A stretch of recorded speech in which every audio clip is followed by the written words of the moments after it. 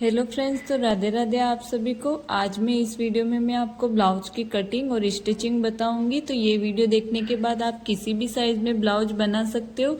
और इस ब्लाउज में हम पीछे हुक रखेंगे, आगे बेल्ट रहेगा और पीछे हुक रहेगा, आगे से पेक रहेगा।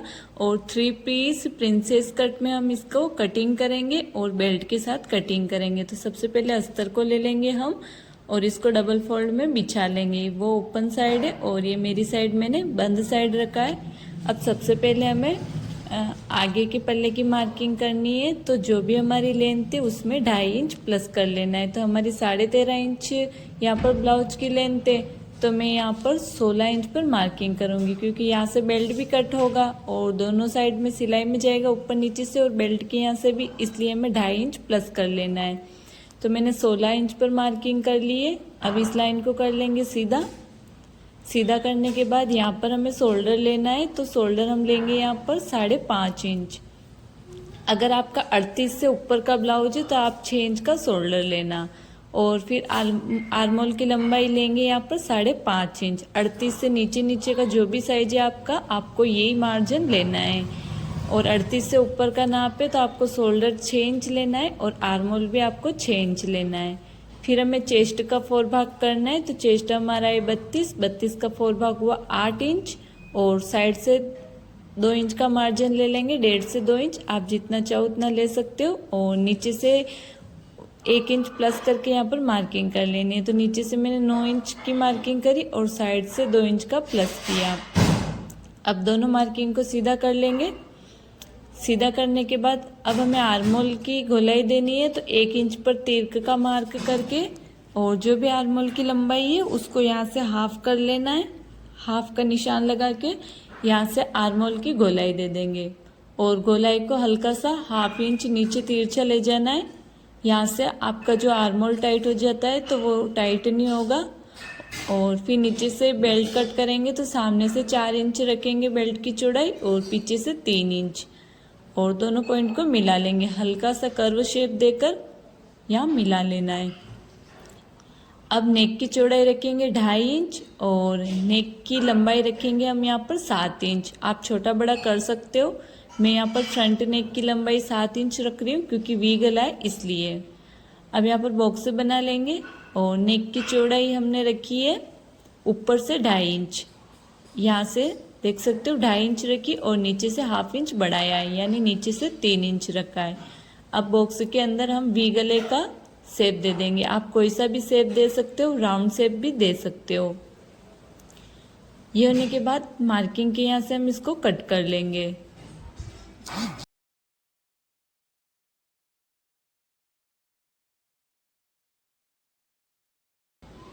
तो ये हमारे फ्रंट पार्ट की कटिंग हो गई है।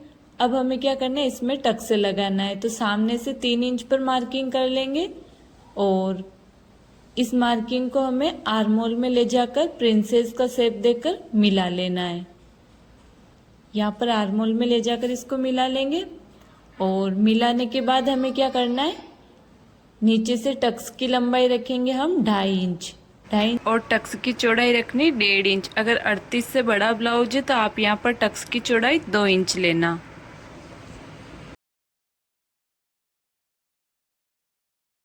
यहाँ से हम 2 इंच पर मार्क कर लेंगे और साइड का टक्स बना लेंगे। तो साइड का टक्स हम 1/2 इंच का बनाएंगे, पीछे से चौड़ाई 1/2 इंच रखिए। और यहाँ से आर्मोल का टक्स बनाएंगे 2 इंच पर मार्क करके और आर्मोल की साइड में 1/2 इंच रखा। अब हमें बैक पार्ट की कटिंग करनी है। तो बैक पार्ट को खुली साइड से कट करेंगे। तो मैंने ये अपनी और खुली साइड रखी है।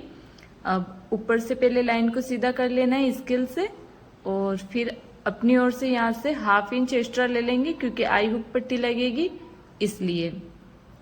अब ब्लाउज की लेंथ का मार्क करना है तो 1 इंच प्लस करना है। तो हम यहाँ पर 14.5 इंच पर मार्क करेंगे और लाइन को सीधा कर लेंगे। और यहाँ पे शोल्डर लेना है हमें 5.5 इंच और आर्मोल की लंबाई हमें लेनी है 5.5 इंच। जो हमने फ्रंट पार्ट में ली वही हमें बैक पार्ट में लेनी है। तो अब इन दोनों पॉइंट को मिला के लाइन को सीधा कर लेंगे और ये वाला लाइन को भी सीधा कर लेना है। अब हमारे चेस्ट का 4 भाग निकालना है, तो हुआ 8 इंच, 32 का 8 हुआ, 8 इंच पर मार्किंग कर लेंगे और साइड से 2 इंच का मार्जिन ले लेंगे। वेस्ट है हमारी 28, 28 का 4 भाग होता है 7 इंच, 1 इंच का पीछे टक्स लगेगा वो ले लेना है और साइड से 2 इंच का मार्जिन ले लेना है। अब हम लाइन को सीधा कर लेंगे, साइड वाली लाइन को, और यहाँ पर आर्मोल की गोलाई देनी है, तो बैक पार्ट में हमें 1.5 इंच की आर्मोल की गोलाई देनी है। यहाँ से जो लंबाई है उसको भी हाफ करके यहाँ से हमें गोलाई दे देनी है। जैसा हमने फ्रंट पार्ट में किया था सेम उसी तरीके से हमें यहाँ पर गोलाई देनी है। इसको भी ½ इंच नीचे उतारना है, यहाँ से देख सकते हो। अब हमें क्या करना है, नेक की चौड़ाई लेनी है, तो नेक की चौड़ाई हमें 2.5 इंच लेनी है और नेक की लेंथ हम यहाँ पर 10.5 इंच लेंगे। आप छोटा बड़ा कर सकते हो, बैक नेक को भी 9 इंच 8 इंच जितना आपका मर्जी उतना आप रख सकते हो। और नीचे से चौड़ाई 3 इंच लेकर यहाँ पर बॉक्स बनाकर रेडी कर लेंगे। फिर इस बॉक्स के अंदर हमें गले का शेप देना है, तो मैं बैक नेक में भी वी गला बनाऊंगी। आप कोई सा भी बना सकते हो, चौकोर भी बना सकते हो, राउंड गला भी बना सकते हो, आपकी मर्जी के अकॉर्डिंग बॉक्स के अंदर शेप दे सकते हो। अब मार्किंग के यहाँ से कट कर लेंगे इसको। और फ्रेंड्स आप वीडियो को लास्ट तक देखना, सिलाई भी इसकी पूरी देखना, जो आपके शोल्डर उतरने की प्रॉब्लम आती है और साइड में आर्मोल के नीचे जो फुलान आता है उसका सारा रीजन मैं आपको इस वीडियो में क्लियर करूंगी और उसका सोल्यूशन भी बताऊंगी। तो वीडियो को आप सिलाई तक पूरा ही देखना। बैक पार्ट की भी हमारी कटिंग हो गई है। अब हमें क्या करना है, मेन पार्ट कपड़े पर कटिंग करनी है, तो इसको खोल लेंगे और डबल में बिछा लेना है और जो फ्रंट पार्ट है उसको बंद साइड रख लेना है और इसकी कर लेंगे हम कटिंग। थोड़ा थोड़ा सा इसको एक्स्ट्रा रख के कटिंग करना है।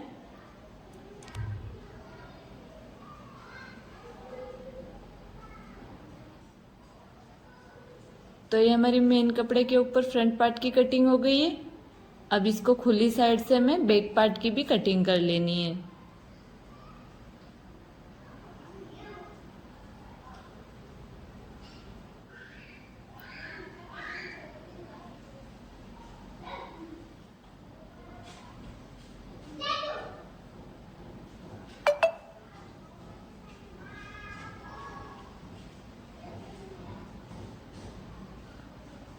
तो हमने मेन पार्ट के ऊपर कटिंग कर लिया इसको।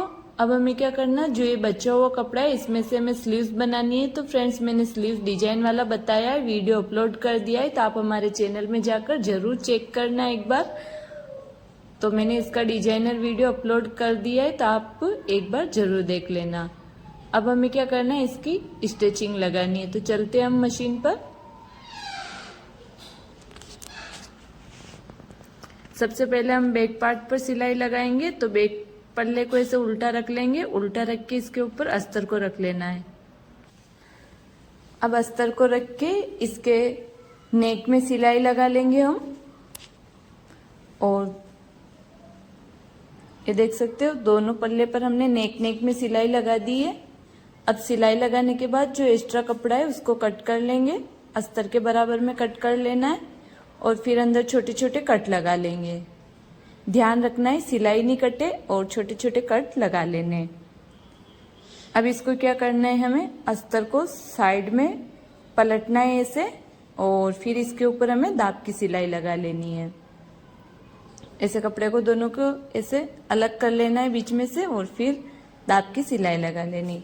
अब इसके ऊपर टॉप की सिलाई लगा लेंगे।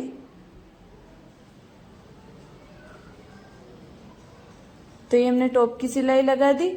अब हमें क्या करना है, इसको चारों तरफ से कच्ची सिलाई लगा लेंगे।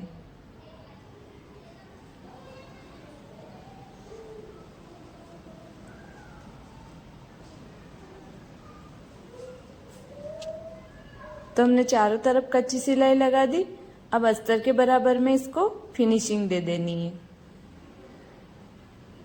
तो ये एक साइड का पल्ला कंप्लीट हो गया। सेम इसी तरीके से दूसरी साइड का पल्ला भी कंप्लीट कर लेते।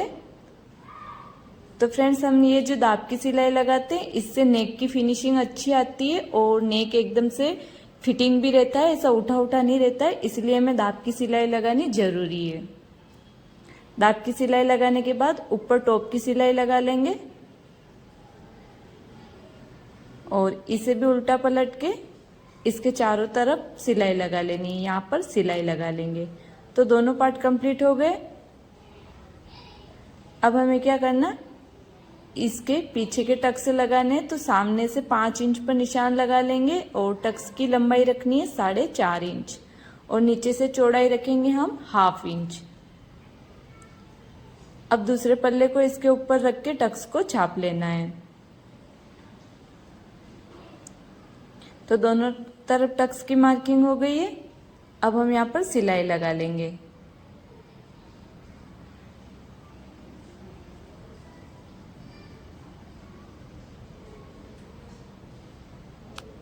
तो यहाँ पर हमारे बैक पार्ट के टक्स लगकर रेडी हो गए, देख सकते हो आप।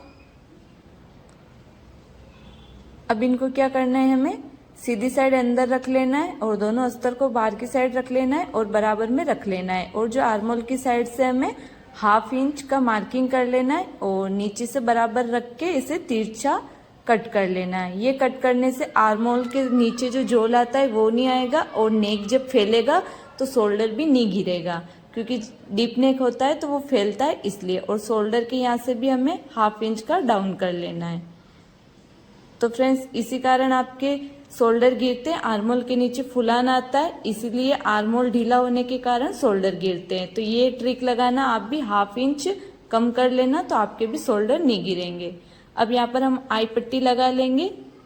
तो आई पट्टी की चौड़ाई मैंने 3 इंच रखी है और मेन कपड़ा रखा ऊपर, फिर 1/2 इंच की सिलाई लगाकर इसको बाहर की साइड पलट लेना है।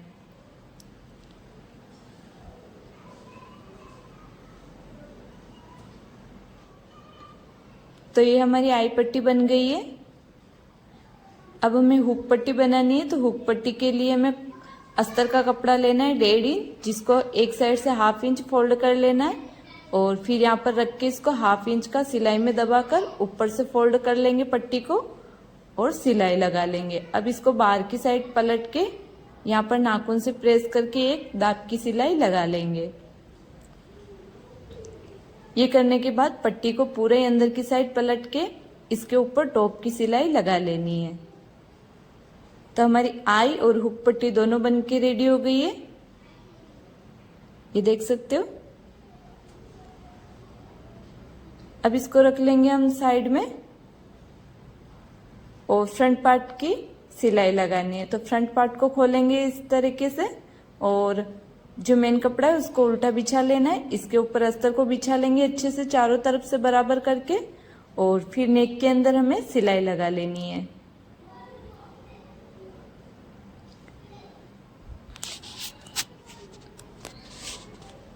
अब सिलाई लगाने के बाद जो भी एक्स्ट्रा कपड़ा है इसको बिल्कुल अस्तर के बराबर में इसको भी कट कर लेना है और कट करने के बाद अच्छे से छोटे छोटे कट लगा लेंगे। कॉर्नर के यहाँ अच्छे से कट लगाना है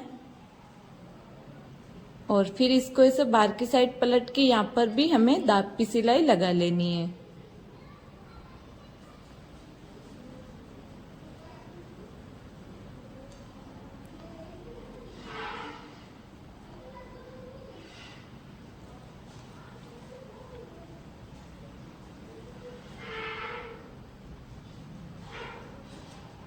तो ये सिलाई लगा ली। अब हमें अस्तर को अंदर की साइड पलट लेना है और इसके ऊपर भी हमें टॉप की सिलाई लगा लेनी है।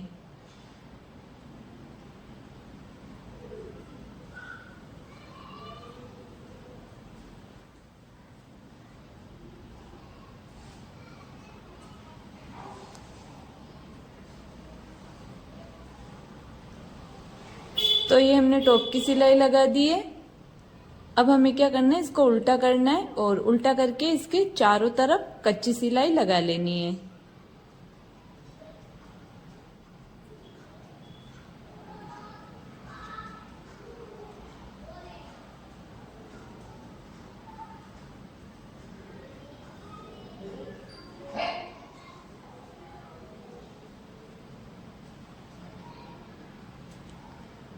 अब चारों तरफ कच्ची सिलाई लगाने के बाद जो भी एक्स्ट्रा कपड़ा है इसको बिल्कुल अस्तर के बराबर में फिनिशिंग दे देनी है। ये हो गया। अब जो हमने टक्स की मार्किंग करी थी इसको चौक से डार्क कर लेंगे, ये हल्का हल्का दिख रहा है इसलिए।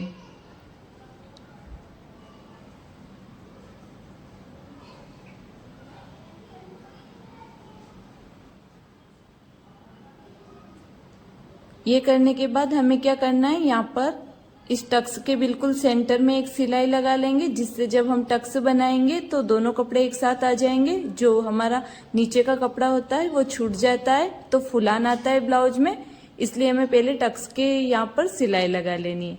अब सिलाई लगाने के बाद टक्स को ऐसे पकड़ना है और फिर यहाँ पर जहाँ पर हमने मार्किंग करी है उस मार्किंग के ऊपर ऊपर हमें सिलाई लगा लेनी है।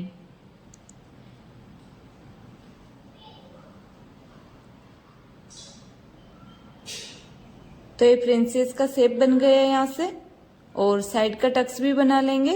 इससे पहले हम इसके ऊपर एक टॉप की सिलाई लगाएंगे टक्स के ऊपर, ताकि ये टक्स अच्छे से बैठ जाएगा। आप चाहो तो इसको स्किप भी कर सकते हो।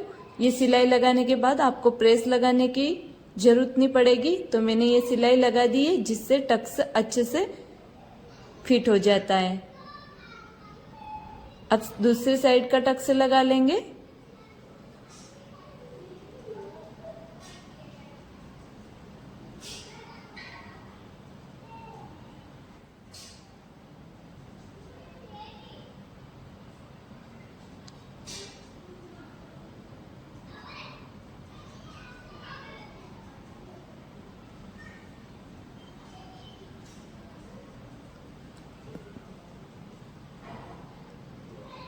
दोनों टक्स लग गए हमारे, जो मेन टक्स थे वो। अब साइड के टक्स लगा लेने।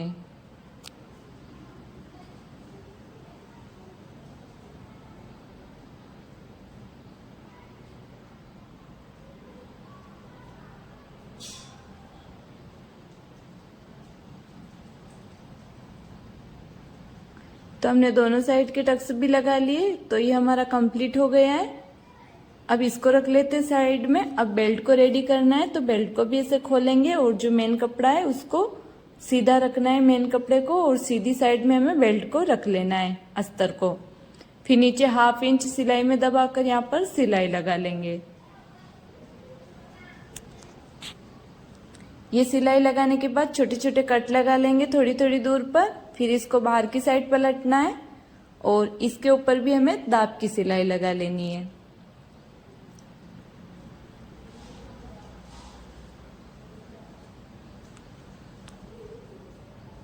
तो दाब की सिलाई कंप्लीट हो गई है। अब अस्तर को अंदर की साइड पलट लेना है और इसके ऊपर टॉप की सिलाई लगा लेंगे।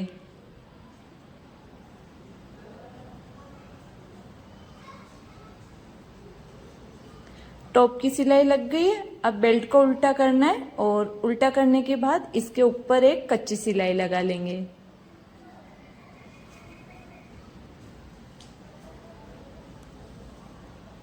तो ये कच्ची सिलाई लग गई, इसको भी अस्तर के बराबर में फिनिशिंग दे देनी है। ये हो गया। अब हमें क्या करना है, बेल्ट को सेंटर में रखना है और सेंटर से हमें एक साइड में सिलाई लगानी है